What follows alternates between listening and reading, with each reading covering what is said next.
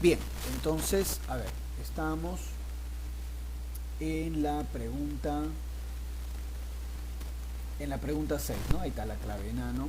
Vamos con la 7, a ver.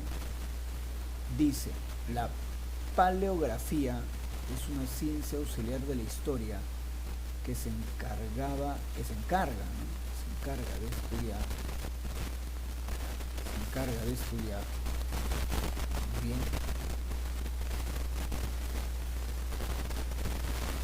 Ya, entonces,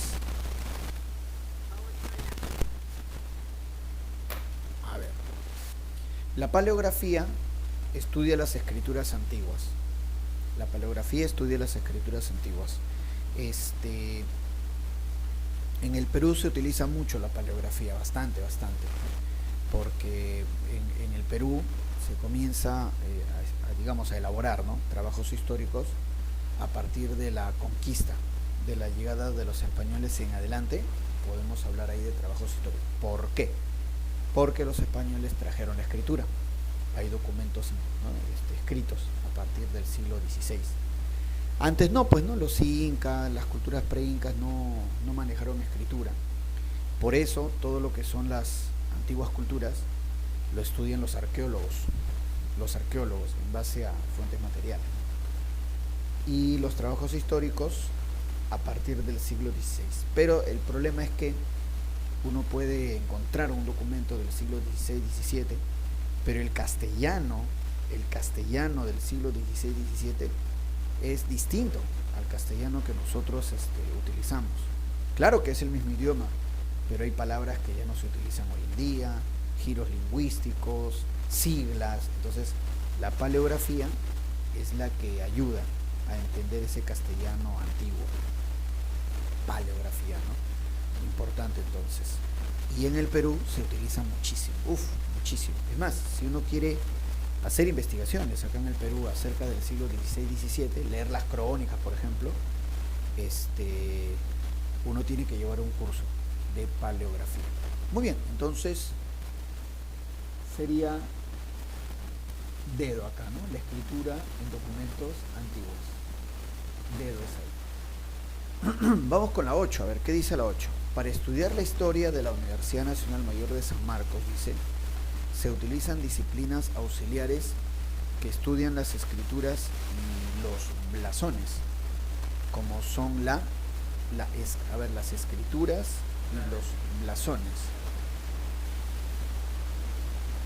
Ya, mira que cuando dice blasones se refiere a escudos antiguos, ¿no? Escudos. Ya, entonces, claro, tendría que ser enano. Paleografía, que es la única que se refiere al estudio de escrituras, y la heráldica. 8 enano. Muy bien. Así es. Vamos a ver, la 9 dice, con el fin de investigar una época histórica, los libros escritos por los historiadores, los libros escritos por los historiadores son fuentes. Mira, claro, aquí nos están poniendo la segunda categoría en que se entienden las fuentes, ¿no? Porque la primera categoría de cómo uno entiende las fuentes es la categoría, o sea, el criterio tradicional, ¿no?, clásico, ¿no? Dime.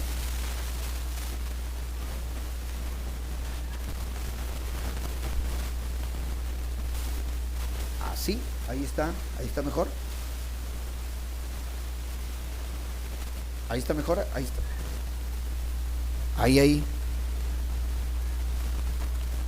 Allá, sino que parece que se bajó mucho el micrófono.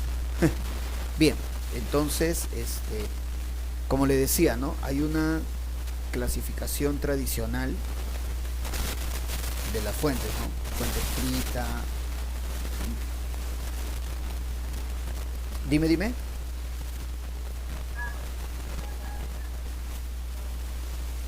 ¿Ah, sí?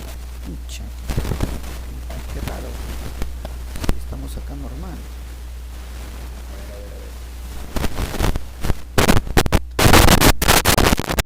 ver.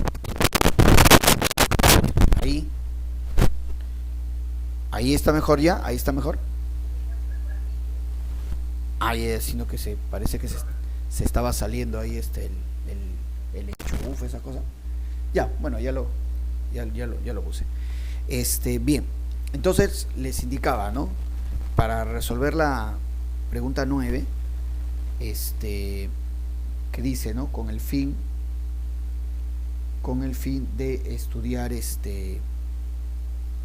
investigar, ¿no? Una época histórica, los libros escritos, muy bien, por los historiadores son fuentes. Bueno, primero está el criterio clásico, ¿no? El criterio clásico, fuentes materiales, escritas, orales, etnográficas y audiovisuales. Pero también está el criterio clasificación científico, que lo divide a las fuentes en primarias y secundarias. Y las fuentes primarias son aquellas, bueno, cuando uno habla de esta clasificación científica, solamente son escritos, solamente son documentos. Y las fuentes primarias son las que pertenecen al suceso histórico que uno está investigando, y las fuentes secundarias o indirectas son aquellas que se han elaborado en base al estudio del hecho histórico que estoy investigando, ¿no? O como también se diría, esta fuente secundaria o indirecta ya se ha elaborado después de terminado el suceso histórico que investigo, ¿no? Muy bien, entonces ahora la 9 me dice, con el fin de investigar una época histórica, los libros escritos por los historiadores son fuentes, serían fuentes secundarias, porque esos libros de los historiadores ya se han publicado, se han elaborado después, ¿no? de ocurrido los sucesos históricos, como resultado de una investigación posterior al término de esos sucesos. Entonces la 9 sería secundarias indirectas. Muy bien, avanzamos un poco más. Así es. Muy bien. Mira, ya hemos visto un poquito de teoría de la historia. Vamos ahora al tema de Roma, ¿ya?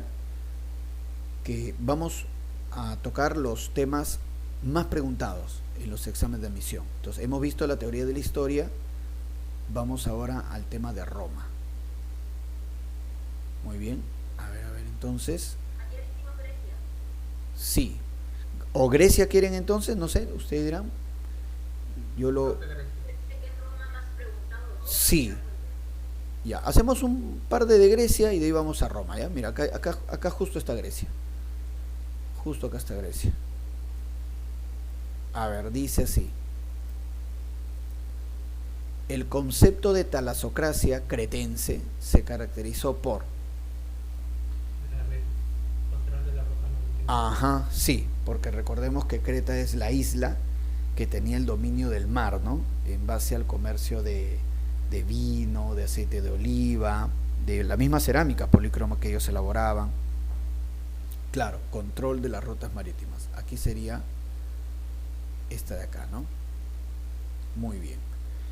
Siguiente, dice, la cultura minoica. Cuando dice minoico se refiere a Creta, ¿no? Recuerda que a Creta le dicen minoico porque, según la mitología, Creta fue gobernada por el rey Minos, ¿no? Creta fue gobernada por Minos. Y la presencia del Minotauro también, ¿no? Entonces, la cultura minoica tiene su final en relación con la... Bueno, recordemos que... recordemos que Creta sufre un terremoto y maremoto. Se dice por la explosión de un volcán. Y a ese terremoto y maremoto del año 1400 se suma la invasión de los aqueos. Todo se le juntó a Creta, ¿no? Y llega a su término esa gran cultura. Entonces, dice, premisa A, victoria de Troya sobre los jonios, no. B, invasión de los dorios a Micenas, no. C, invasión de los aqueos a Nosos, ahí está. Esa de ahí es. Invasión de los aqueos a Nosos. Conquista de Creta por macedonios, no. No. Casa es. Porque al terremoto y maremoto se suma la invasión de los aqueos, ¿no? Los aqueos que fundaron Micenas. Siguiente, dice.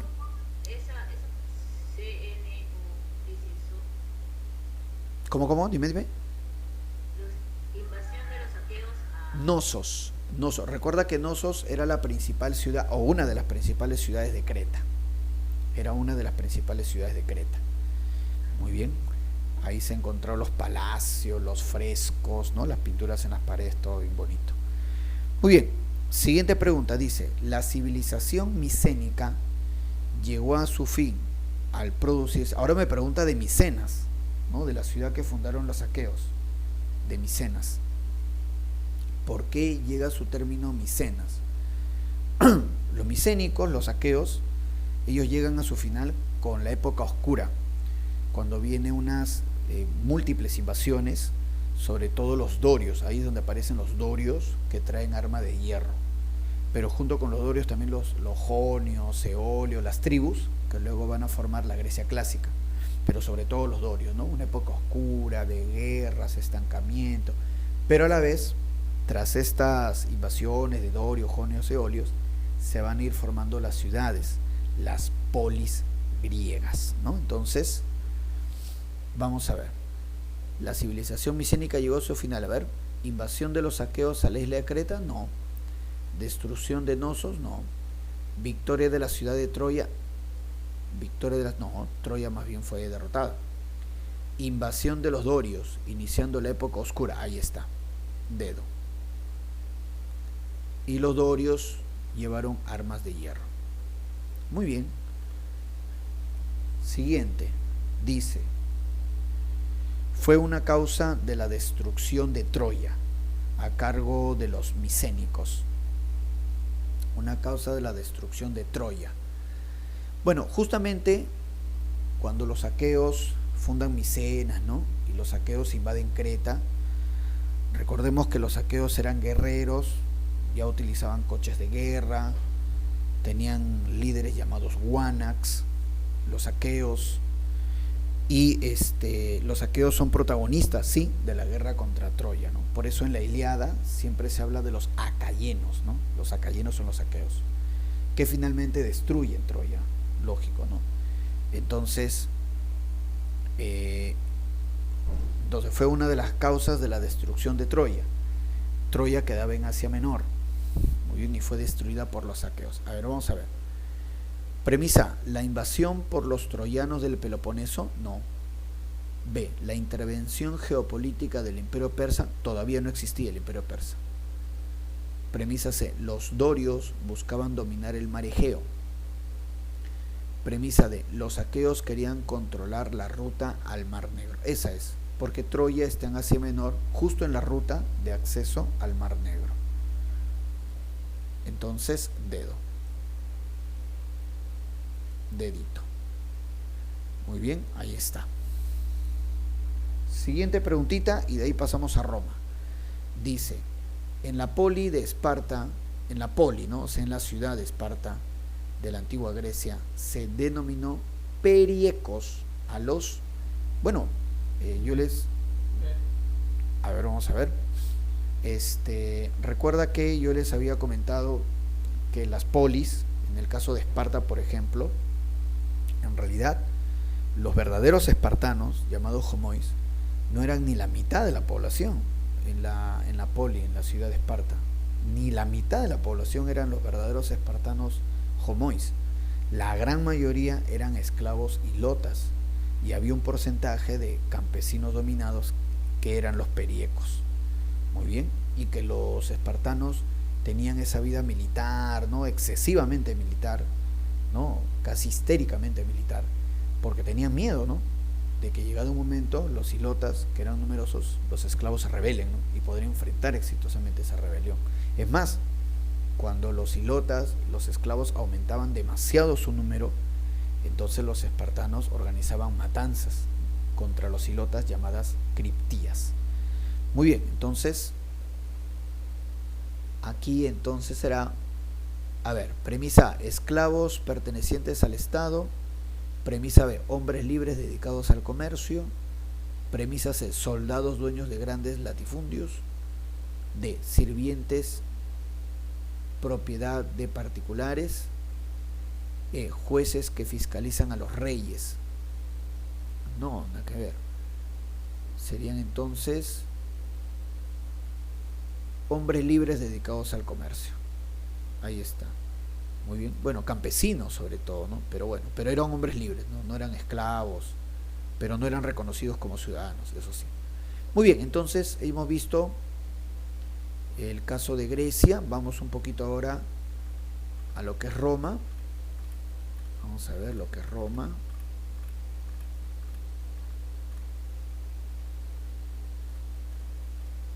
Acá está. Aquí está Roma. A ver, dice. En la antigua Roma, lo voy a sombrear.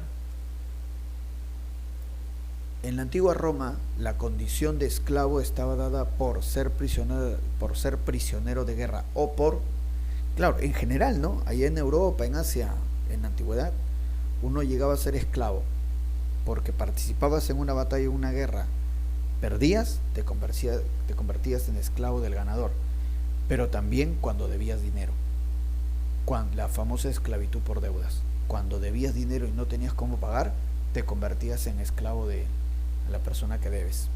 Así es.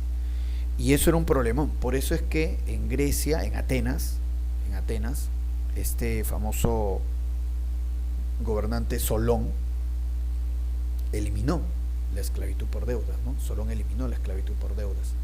Y en Roma también ocurre algo similar. Se elimina la esclavitud por deudas porque llega un momento, periodos de crisis, en donde un montón de gente debía plata y se convertían en esclavos, ¿no? Y entonces eso provocaba mucha inestabilidad incluso dentro de las ciudades. Entonces, aquí la clave escasa, no haber pagado sus deudas. Ahí está. Siguiente pregunta. A ver, la siguiente pregunta. Acerca de la organización política de la República Romana, relacione ambas columnas. A ver, empezaríamos con el primer. A ver, vamos a ver. Empezaríamos con el primer paréntesis. Dice: gobierna en situación de emergencia. En Roma, en la República Romana, cuando había un problema, una guerra, una revolución, una guerra civil, el Senado le entregaba todo el poder, pero solamente por medio año, al dictador. Entonces el cargo de dictador era un cargo extremadamente inusual y solamente se nombraba un dictador o se le entregaba todos los poderes cuando era una situación de guerra o una situación de revolución o algún problema muy grave. Entonces el primer paréntesis se refiere al dictador. Empezaría con el número 3. El segundo paréntesis dice: encargado de recaudar, debe ser, de recaudar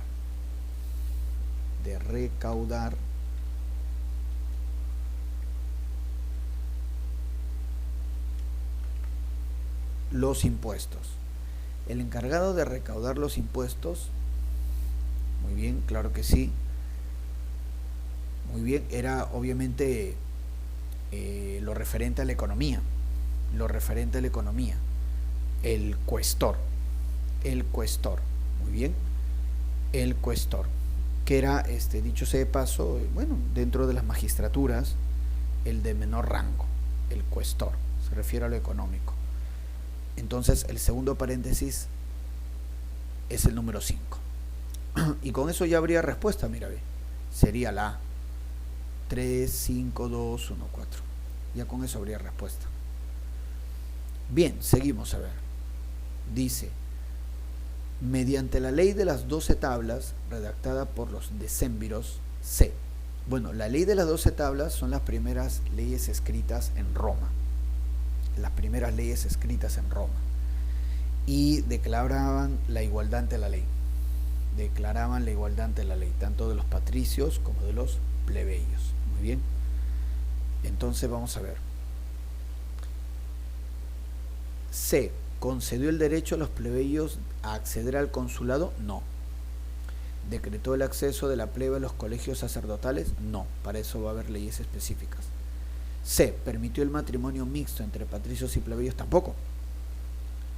D. Estableció el cargo político de tribuno de la plebe. No, ninguno. La clave tiene que ser E. Otorgó la igualdad política jurídica entre patricios y plebeyos. Claro, porque es la primera ley escrita. Enano.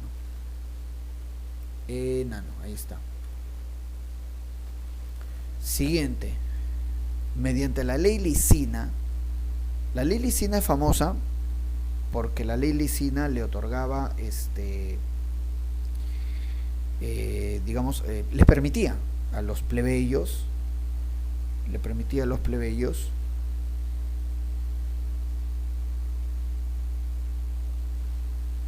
así es, le permitía a los plebeyos,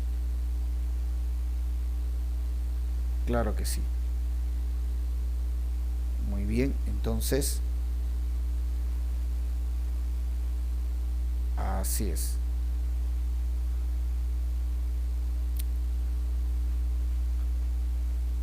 Le permitía a los plebeyos acceder a cargos públicos. Claro que sí, acceder a cargos públicos. Ese era el detalle, ¿no? Claro que sí. Muy bien, entonces, la ley Licina. Vamos a ver, premisa A, concedió el derecho a los plebeyos de acceder al consulado. Claro, es un cargo público el consulado. B, decretó el acceso de la plebe a los colegios sacerdotales. No, agüita es acá. Agüita. Ahí está. Vamos, la siguiente pregunta. 2 preguntas más y vamos a la Primera Guerra Mundial, ¿ya? Que es otro tema también recontra preguntado. Vamos a ver entonces. Dice, por la ley Canuleia, promulgada durante la República Romana, C. La ley Canuleia, lo que pasa es que en la República Romana, los patricios, que eran los fundadores, ¿no?, de Roma, ¿no?, la clase alta, inicialmente ellos tenían todos los privilegios, ¿no?, los patricios. Pero durante la República Romana, los plebeyos, o sea, el pueblo, comenzó a reclamar derechos, ¿no?, que ellos también querían gozar.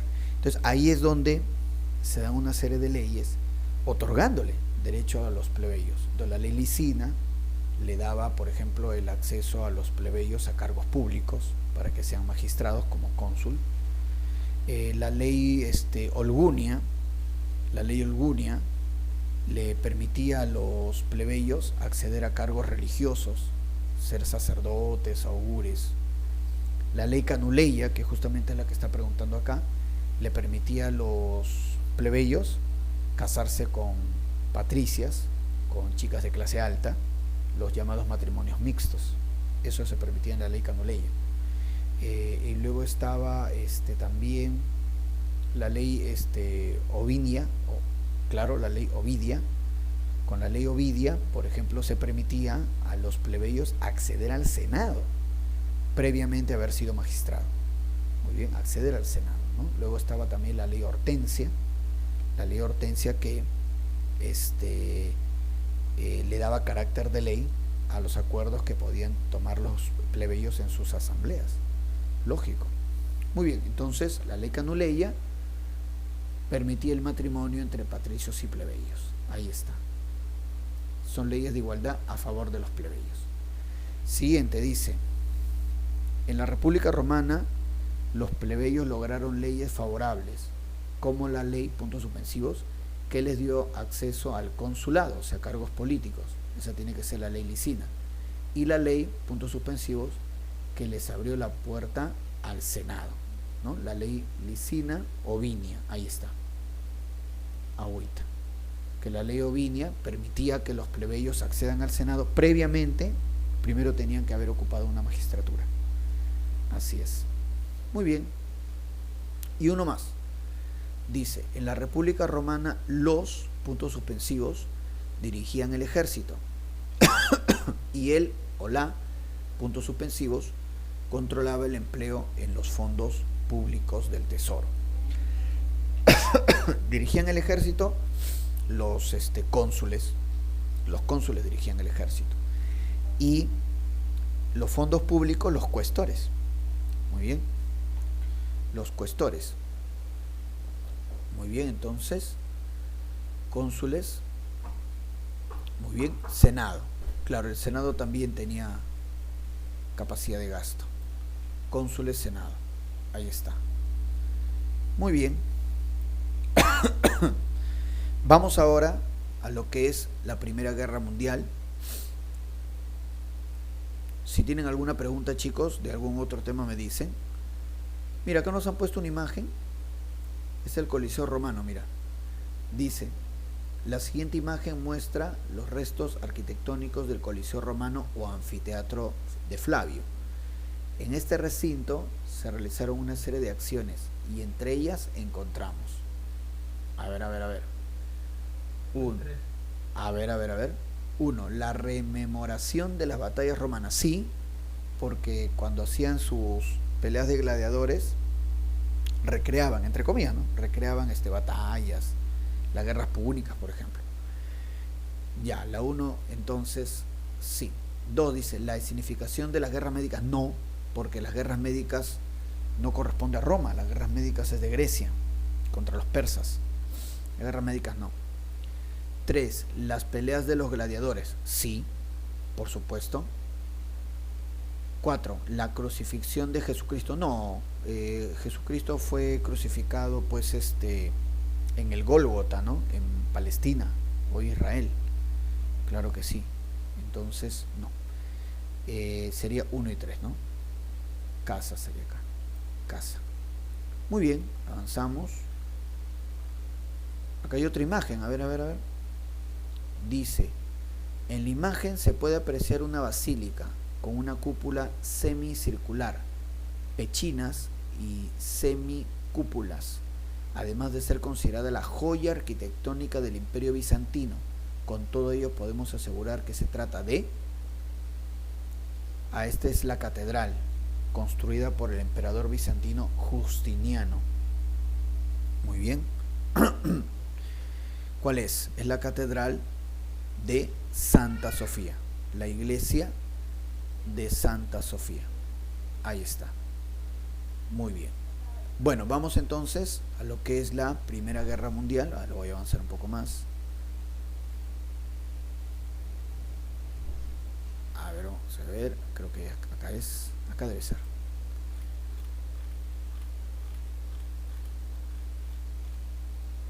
Primera Guerra Mundial, acá está. A ver. Dice, fue el pretexto para el estallido de la Guerra del 14. Es que lo que pasa es que a la Primera Guerra Mundial también le dicen la Gran Guerra, también le dicen la Guerra del 14, porque empezó en 1914. El pretexto, a ver, vamos a ver. Recordemos que en la Primera Guerra Mundial se enfrentaron dos grupos claramente definidos. El grupo de Alemania, que era la Triple Alianza, ¿no? Así se llamaba, Alianza. Entonces ahí, en la Triple Alianza estaba Alemania, Austria-Hungría e Italia. Aunque al final Italia no se declaró neutral y se pasó para el otro bando, pero bueno, Alemania, Austria-Hungría e Italia. Triple Alianza. Y su enemigo, la Triple Entente. La Triple Entente era el grupo de Francia, que era archienemigo de Alemania. Y en la Triple Entente estaba Francia, el Reino Unido y Rusia, ¿no? Así era. Ahora, el pretexto fue el asesinato del heredero al trono de Austria-Hungría, el príncipe Francisco Fernando, Franz Ferdinand. Muy bien. Él muere en Sarajevo, lo mata a un grupo terrorista serbio llamado La Mano Negra, ¿no? Aunque también algunos dicen que se llamaba Unión o Muerte. El asunto es que cuando estos terroristas serbios matan a Francisco Fernando, precipitan que Austria-Hungría declare la guerra a Serbia. Los terroristas eran de allá, de Serbia. Austria-Hungría declara la guerra a Serbia. Rusia sale en defensa de Serbia. Y ante eso, Austria-Hungría llama a Alemania, ¿no? Al Segundo Reich. Y ahí se arma el despelote. Ahí ya se arma el despelote. Los alemanes toman la iniciativa, hacen una ofensiva, y los alemanes van a atacar tanto a Rusia como a Francia. Y los alemanes, para poder atacar Francia, pasan por Bélgica. y al atacar los alemanes Bélgica, el Reino Unido interviene. Entonces ya es una situación de locos. Muy bien. El pretexto entonces fue el asesinato del príncipe. Muy bien, asesinato de Francisco Fernando en Sarajevo. Ahí es. Muy bien. Claro que sí. Ahí está. Lo mataron un grupo terrorista serbio, ¿no? La Mano Negra. Muy bien. Siguiente. Durante la guerra de movimientos, en la Primera Guerra Mundial, el avance alemán se detuvo en el frente occidental, cuando en septiembre de 1914, bueno, cuando empieza la Primera Guerra Mundial, sí, y te lo acabo de manifestar, que Austro-Hungría declara la guerra a Serbia, Rusia viene en apoyo de Serbia y Austria-Hungría llama a Alemania, ¿no?, al Segundo Reich. Y los alemanes inician una ofensiva llamada Plan Schlieffen, el Plan Schlieffen.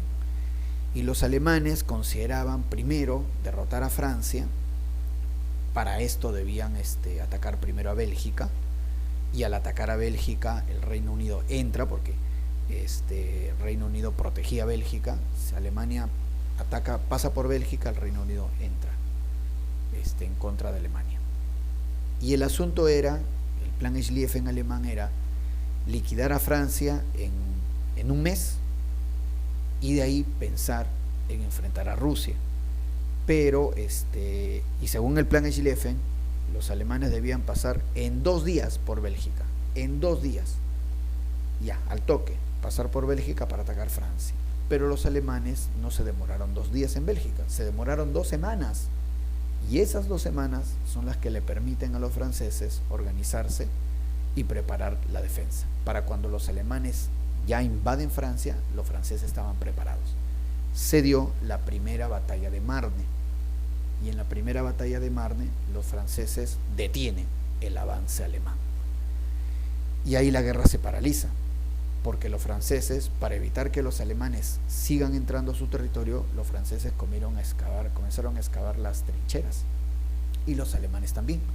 Y entonces ahí viene, ¿no?, la fase de las trincheras, que es la fase de las batallas más sangrientas, ¿no? Sobre todo la batalla que más muertos dejó, ¿no?, que fue la batalla del Somme. Así es. Entonces, muy bien, claro, fueron derrotados en la primera batalla de Marne. Así es. Dice, a ver, en la Primera Guerra Mundial,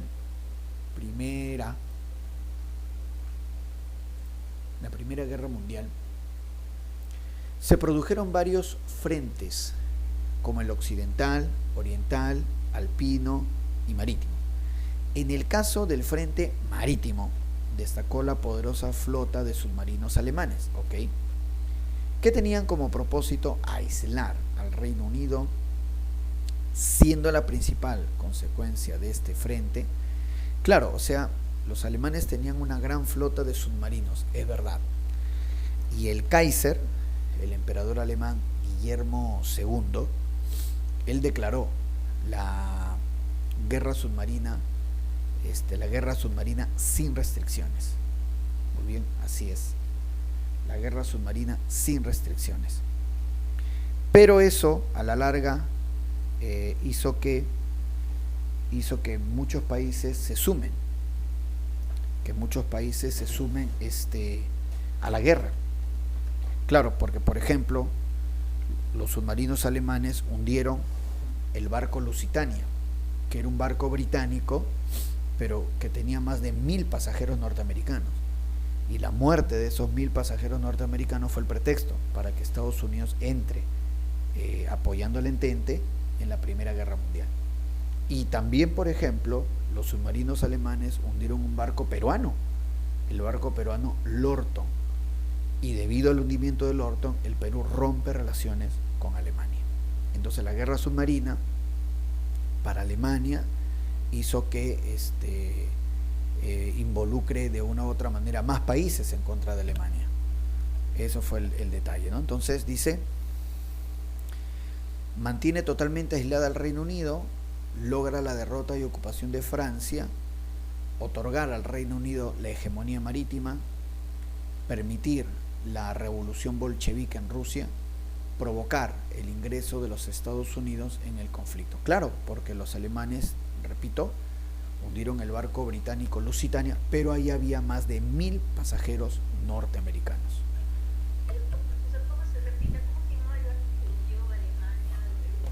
En el caso del Perú se llamaba Lorton, acá lo escribo. El barco Lorton. Ahí está. Barco peruano Lorton. Así es. Muy bien. Y en el caso de... Claro, y a raíz del hundimiento de Lorton, el Perú rompe relaciones con Alemania, ¿no? Primera Guerra Mundial. Y en el caso de Estados Unidos, fue el barco Lusitania.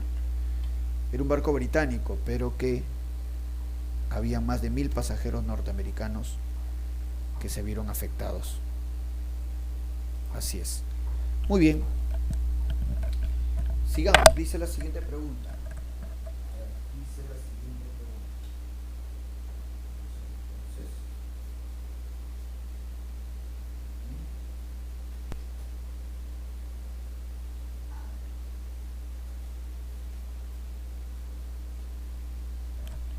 A ver. Sí. Ahí está. Ahora sí. A ver, mira. Dice, la toma del poder por parte de Lenin condujo a la firma del tratado Brest-Litovsk. Muy bien, ahí está. ¿Qué tuvo por consecuencia? Bueno, la Primera Guerra Mundial afectó bastante, y es más, los efectos de la Primera Guerra Mundial en el Perú son muy parecidos a lo que ahorita estamos teniendo. Los efectos de la guerra entre Rusia y Ucrania, no Croacia, Rusia y Ucrania, que también están provocando efectos económicos negativos en el Perú, también, igual, muy parecido. Ahora, pero no solamente, digamos, son efectos económicos, hay países que literalmente convulsionaron, es el caso de Rusia. Rusia estaba en la triple entente, en el grupo de Francia y el Reino Unido, pero Rusia era un país muy grande, pero muy débil y muy mal gobernado por el zar Nicolás II. Es tal la crisis económica, social en Rusia, debido a su participación en la Primera Guerra Mundial, y tal el desgaste e impopularidad del zar Nicolás II, que se da la Revolución Rusa.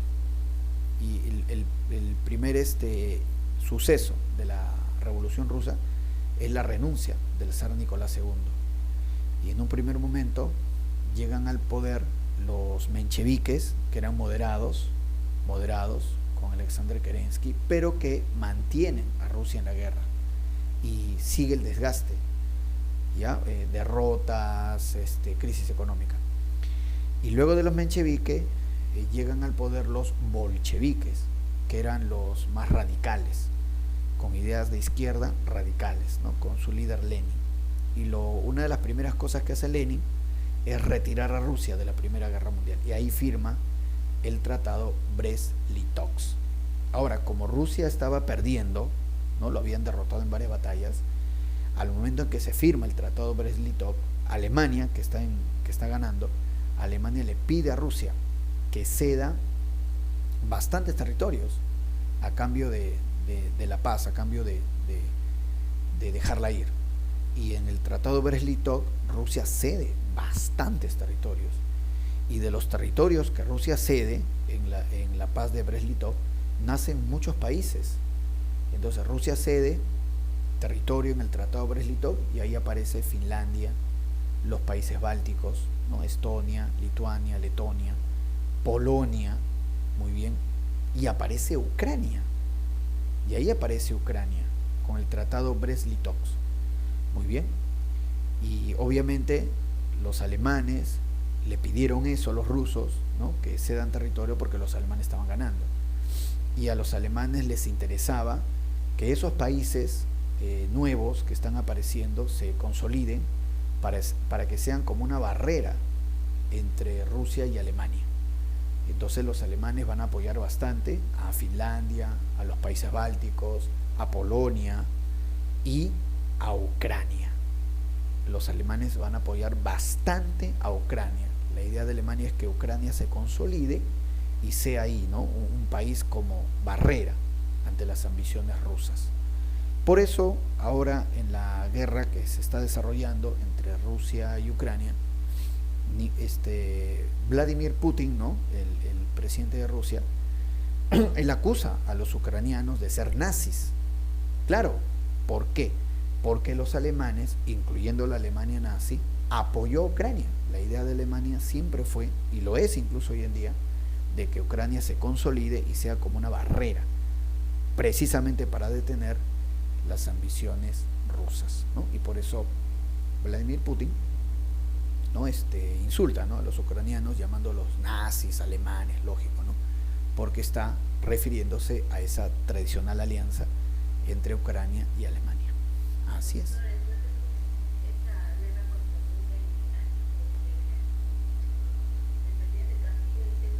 ¿Cómo? No, pues ¿qué es esto? Pues Dios mío.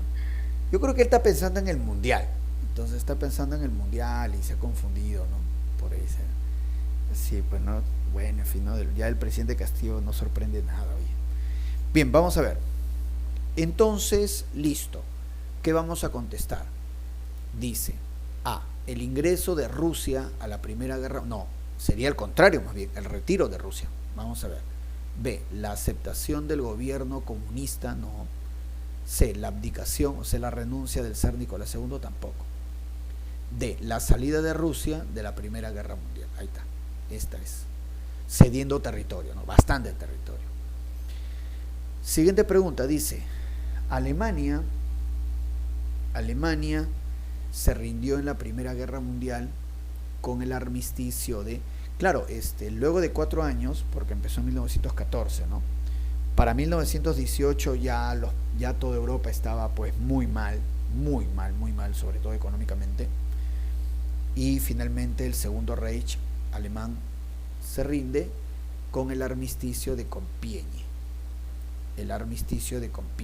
Alemania se rinde. A continuación, los países ganadores, Estados Unidos, el Reino Unido, Francia, Italia misma, ¿no?, se reúnen en la Conferencia Interaliada de París, y se elabora, ¿no?, el Tratado de Versalles.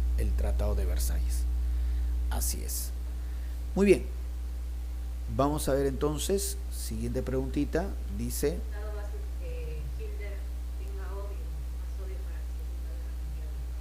Sí, lo que pasa también hay que entender que en el Tratado de Versalles se culpa de todo a Alemania, de todo, e incluso... Dígame, profe José, dígame. Sí, dígame.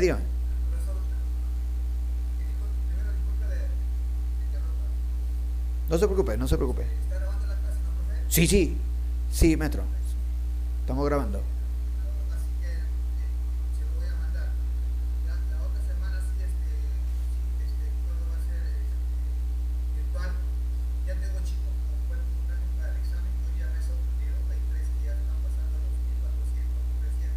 Ah, está bien.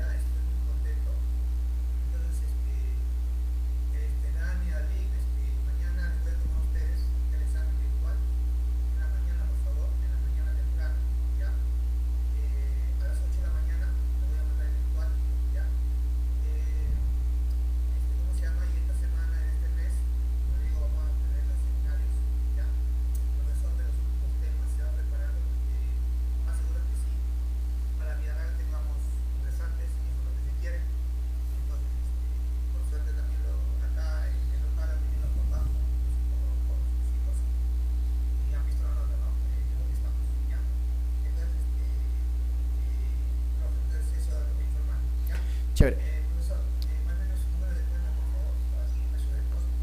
Ya.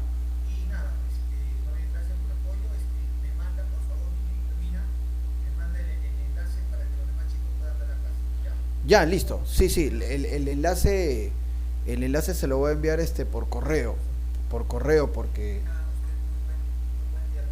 Ya, profe José, una consulta.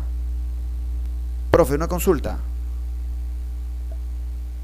Oh, profe. Sí, los seminarios, los días sábados va a continuar, me dice. Sí, sí, los, los seminarios día sábado van a continuar, ¿no? Chévere. Ya, ya, listo, listo.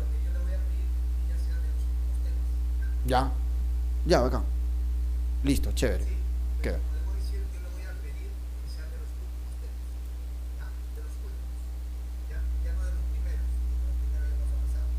Ya, listo.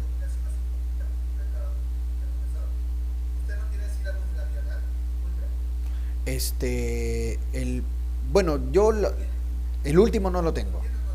El último no lo tengo. Tengo del año pasado tengo. Pero sí, sí, sí, si usted lo tiene, envíemelo, profe. Si usted lo tiene, envíemelo. Sí, sí, sí se escucha. Sí, sí, ¿me escucha usted? ¿Me escucha usted? ¿Me escucha? Sí.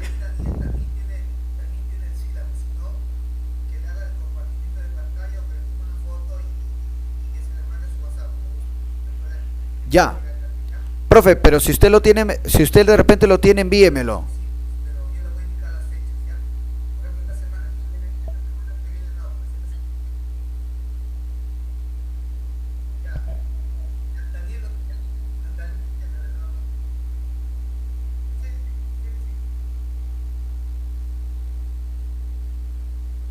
Ya.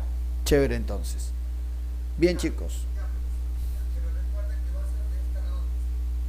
Ya. De esta a la otra, ya. Bacán.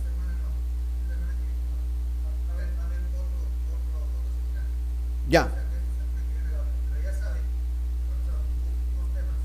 Ujú.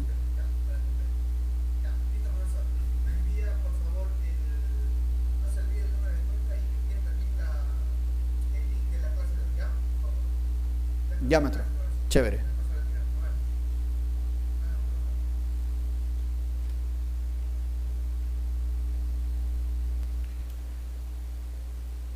Ya, chicos, a ver, vamos entonces. Hacemos dos preguntitas más y de ahí hacemos cívica, ¿ya? Muchachos, ¿están ahí muchachos? Arleni, Daniel. Listo. Ya, dos preguntitas más de HU y de ahí nos vamos con cívica. Mira, dice acá, fue una consecuencia de la Primera Guerra Mundial. Ah, ya, yo les decía, ¿verdad? Que el Tratado de Versalles culpaba de todo a Alemania, era la única culpable. Y era un tratado que era muy severo con Alemania, ¿no? Única culpable, perdía sus colonias, era desmilitarizada, le quitaban territorio, devolvía Alsacia y Lorena a Francia, tenía que pagar una indemnización millonaria a los países que lo habían derrotado. Y eso es lo que va a generar la cólera, el resentimiento, ¿no? Del cual después obviamente Hitler va a aprovechar. Ahora, el detalle está también, jóvenes, de que las principales batallas de la Primera Guerra Mundial no fueron en Alemania. Por ejemplo, la famosa fase de las trincheras, con la batalla más sangrienta que fue el Somme, y de ahí la batalla de Verdún o la batalla de Ypres, todas fueron en el norte de Francia. Y en el frente oriental, las batallas donde se derrota a los rusos, Tannenberg, Masurianos, fueron en Rusia. ¿Qué quiero decirte con esto? Que Alemania no sufrió ninguna batalla, o sea, el territorio alemán.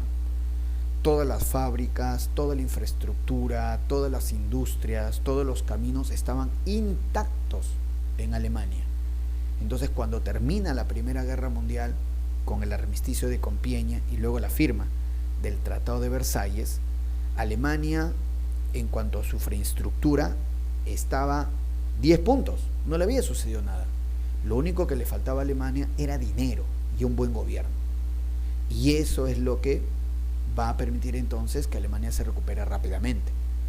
Sobre todo en la época de Hitler, cuando Hitler aprovecha bastante la coyuntura de ese momento para que Alemania se recupere. Y toda su infraestructura estaba ahí.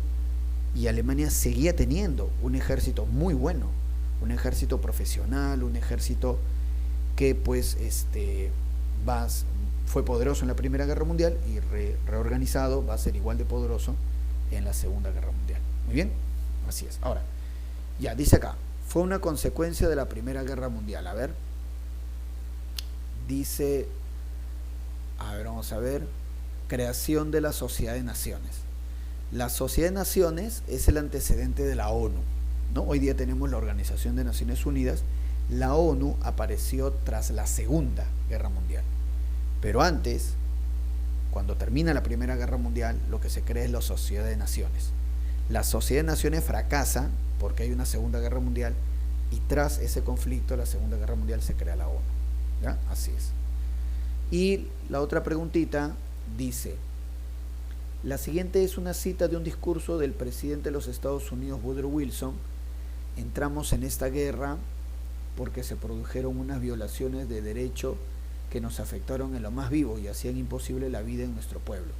Lo que pedimos es que el mundo sea un lugar apto y seguro para vivir, y en particular para todo país amante de la paz, que, como el nuestro, desee vivir su propia vida, decidir sus instituciones, recibir garantías de justicia y tratos justos por parte de otros pueblos, así como contra la fuerza y la agresión egoísta. De su lectura podemos deducir que Wilson alude a, bueno, a ver, está justificando, ¿no?, el ingreso de los Estados Unidos a la Primera Guerra Mundial. Muy bien, dice, a la instauración de un gobierno conservador, a la creación de una institución civil en pro de la paz mundial, al reordenamiento del mapa político europeo, a la reestructuración del poder absoluto en las colonias africanas, al alto a las hostilidades entre las alianzas euroamericanas. Es beso la creación de una institución civil en pro de la paz mundial, que va a ser la Sociedad de Naciones, la Sociedad de Naciones. Muy bien, entonces ya hemos hecho historia universal, vamos ahora con el caso de cívica. Muy bien, a ver, vamos a ver entonces el caso de cívica. A ver, vamos a ver.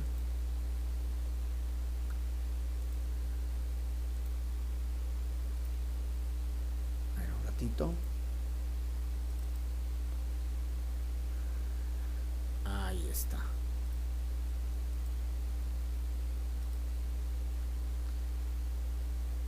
A ver.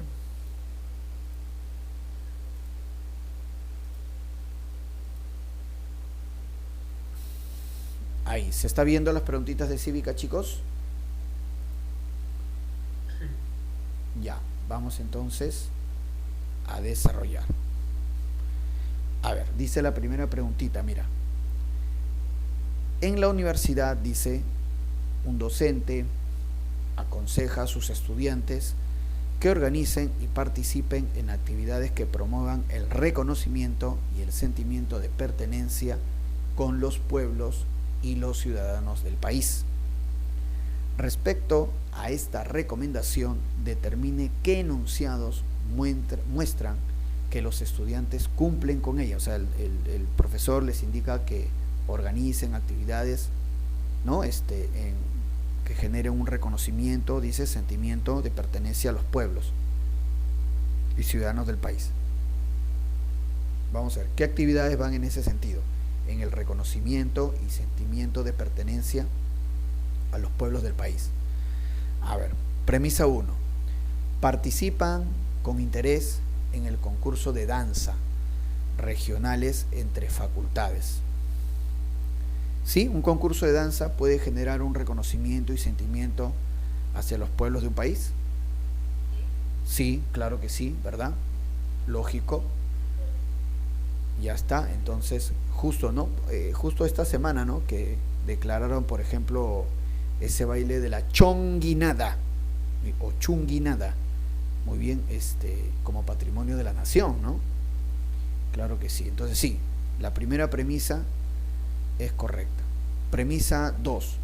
Juegan en la selección de vóley universitario con el fin de conocer todo el país.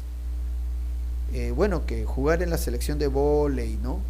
Este, digamos, hará que, digamos, genere un reconocimiento y sentimiento a la pertenencia a los pueblos, pertenecer a la selección de vóley,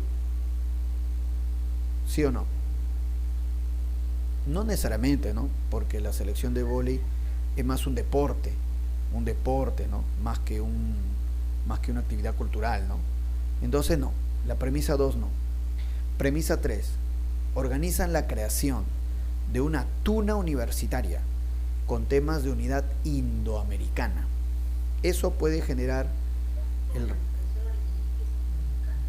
Indoamericana se refiere la América India, lo que viene a ser de México hacia el sur. México, Centroamérica, y lo que algunos llamarían Hispanoamérica, ¿no? O sea, toda América sacando Estados Unidos y Canadá. Muy bien, toda la América India. Entonces dice, organizar la creación de una tuna. Tuna significa, o sea, un grupo musical universitaria con temas de unidad indoamericana. Pero esa premisa 3, ¿no? Despertará, alimentará sentimientos de pertenencia a los pueblos del país, a los pueblos del país. ¿Sí o no? No, ¿verdad? Claro, no necesariamente. Pero desde el momento en que habla de Indoamérica, está hablando entonces más allá del país, ¿no? A toda una región internacional, no necesariamente al país. Puede ser una danza de otro país, pero que pertenece a Indoamérica, no necesariamente del nuestro. Entonces no, la 3 no puede ser. 4. Promueven la importancia de las visitas guiadas en las diversas huacas de la ciudad. Visitar las huacas, tomar conciencia de las culturas antiguas, puede generar un sentimiento de pertenencia, de identidad hacia los pueblos.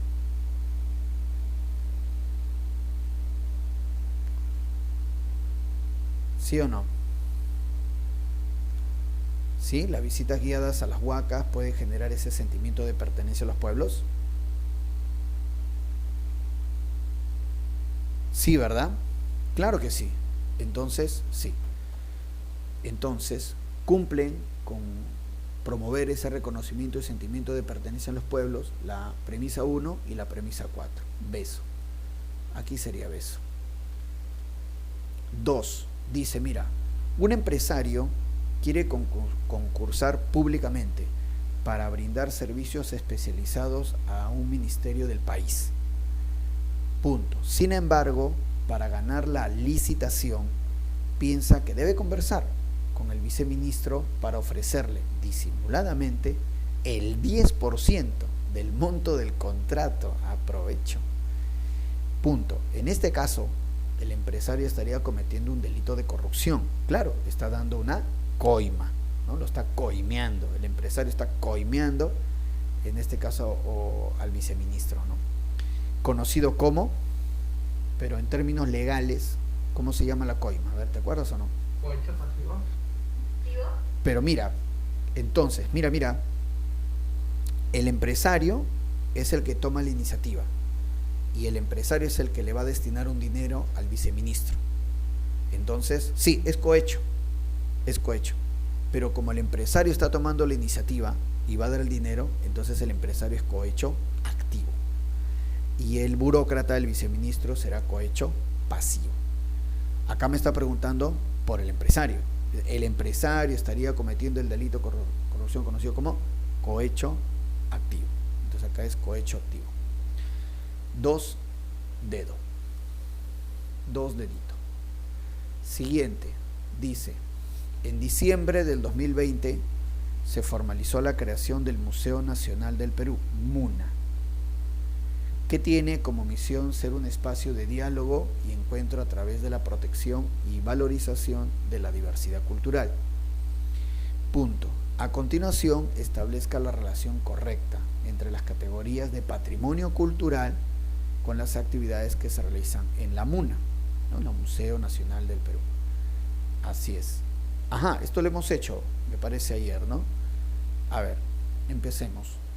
Patrimonio material mueble. ¿Con cuál lo voy a relacionar? A ver, chicos. Patrimonio material mueble, ¿no? O patrimonio tangible. Algo físico, y mueble significa que yo pueda mover. Algo físico que yo pueda trasladar. ¿Con cuál lo relaciona? A ver.